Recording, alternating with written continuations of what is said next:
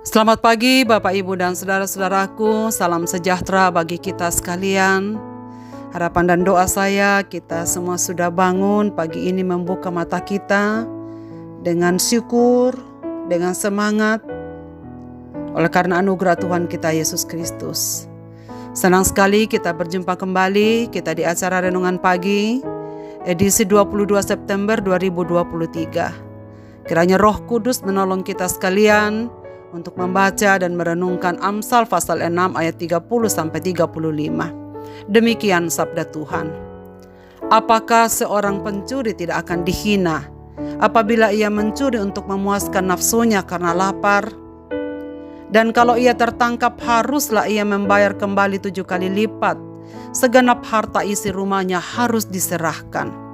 Siapa melakukan zina tidak berakal budi. Orang yang berbuat demikian merusak diri. Siksa dan cembooh diperolehnya, malunya tidak terhapuskan. Karena cemburu adalah geram seorang laki-laki, ia tidak kenal belas kasihan pada hari pembalasan dendam. Ia tidak mau menerima tebusan satupun, dan ia akan tetap bersikeras betapa banyak pun pemberianmu. Malunya tidak terhapuskan.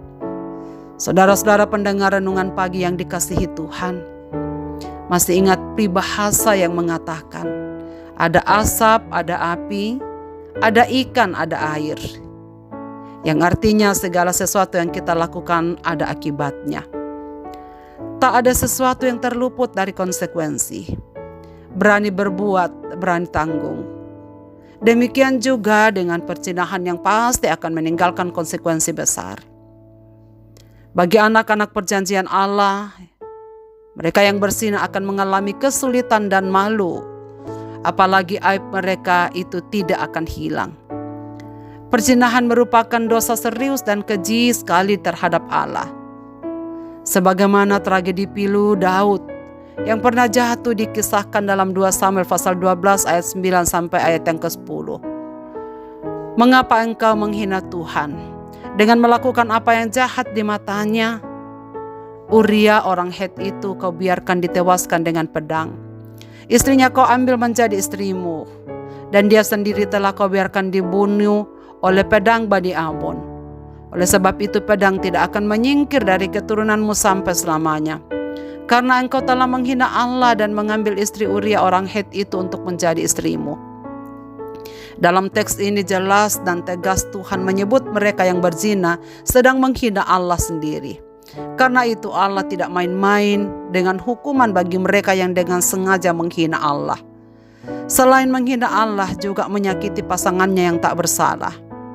Mengkhianati pasangannya yang dengan cinta kasih bersamanya. Rasa malu dan aib dosa itu tinggal dengan pihak yang bersalah selama sisa hidupnya. Walaupun kesalahan perzinahan memang dapat diampuni apabila ia bertobat, tapi malunya akan tinggal karena bekas lukanya tidak pernah sembuh secara sempurna. Kerugian yang ditimbulkan tidak akan pernah dapat diganti secara memadai.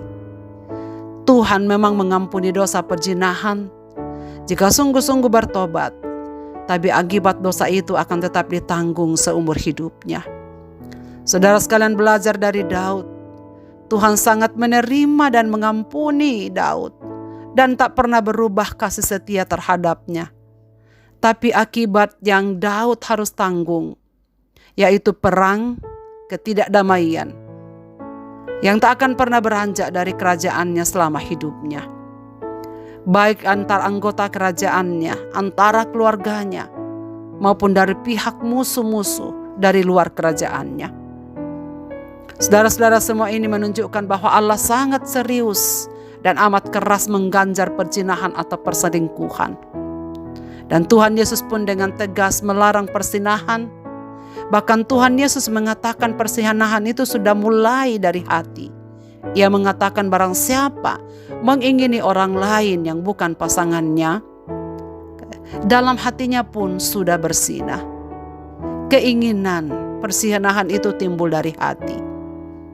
Karena dampak-dampak perzinahan meluas jauh dan amat hebat bagi semua yang terlibat, maka kita harus lari dari setiap pencobaan dan menjauhi semua hubungan yang bisa mengarahkan ke dosa ini.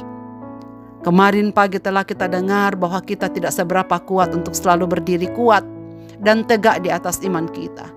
Karena semua manusia memiliki potensi untuk jatuh. Daud saja bisa jatuh, apalagi kita yang lemah dan rentan ini. Itulah sebabnya Tuhan Yesus mengajari kita bagaimana kita harus menjauhkan diri dari pencobaan. Berdoa. Kita harus berdoa agar dibebaskan dari pencobaan. Jauhkanlah kami dari pencobaan. Dan dengan sungguh-sungguh mengingat kata-kata Alkitab ketika kita digoda. Sebab itu siapa yang menyangka bahwa ia teguh berdiri, hati-hatilah supaya ia jangan jatuh. Jadi saudara sekalian, mari kita waspada. Kekuatan kita hari ini belum menjamin bahwa kita akan bisa kuat untuk selamanya. Hati-hatilah, kita bisa lemah, kita pun bisa jatuh. Saudara-saudaraku, pendengar renungan pagi yang dikasihi Tuhan. Tuhan menuntut kekudusan hidup kita sebagai anak-anaknya.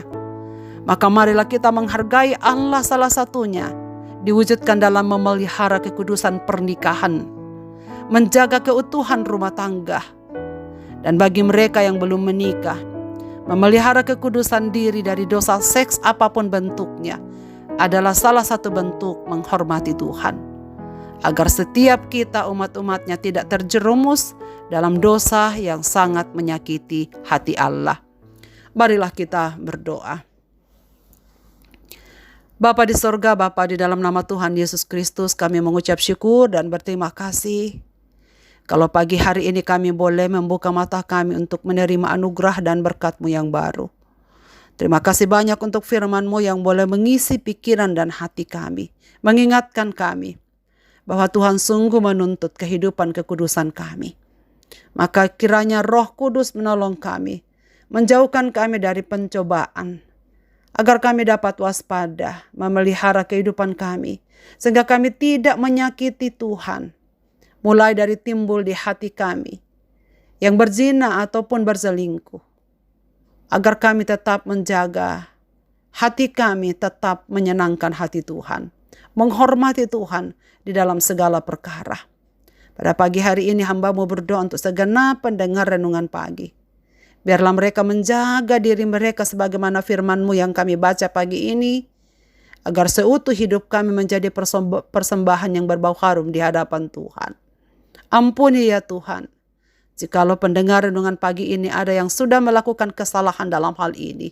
Ampunilah kami, supaya kami boleh berjuang seterusnya untuk tetap berdiri tegak di atas firman yang baru kami dengarkan pada pagi hari ini. Kami hamba-hamba-Mu yang melayani Engkau. Biarlah kami dapat menjadi teladan hidup bagi banyak orang tentang bagaimana kami menjaga diri kami dari segala macam bentuk dosa-dosa seks yang dapat mengganggu hubungan kami dengan Engkau dan hubungan kami dengan sesama kami. Terima kasih ya Tuhan. Ke dalam tangan kasih-Mu hamba-Mu mendengarkan dan menyerahkan segala permohonan hamba-hamba-Mu yang mendengar renungan pagi ini dimanapun mereka berada. Bagi saudara-saudara kami yang masih terus bergumul dengan keadaan hidup mereka, yang sedang sulit dalam kehidupan mereka, yang sedang sulit dalam rumah tangga mereka, yang sedang sulit dengan kesehatan mereka, yang sedang sulit dengan keuangan mereka, yang sedang sulit karena kedukaan yang mereka alami. Kami doakan supaya Tuhan yang akan memberikan jalan keluar, Tuhan yang akan menolong, Tuhan yang akan memimpin. Ya Bapa di sorga, kami serahkan diri kami yang lemah ini dalam tangan-Mu. Kuatkan kami selalu supaya kami tetap hidup seturut dengan kehendak-Mu. Dengar doa kami Bapa, dalam nama Yesus Kristus Tuhan dan Juru Selamat kami berdoa. Amin. Selamat beraktivitas Bapak, Ibu dan saudara-saudaraku. Tuhan Yesus memberkati kita sekalian.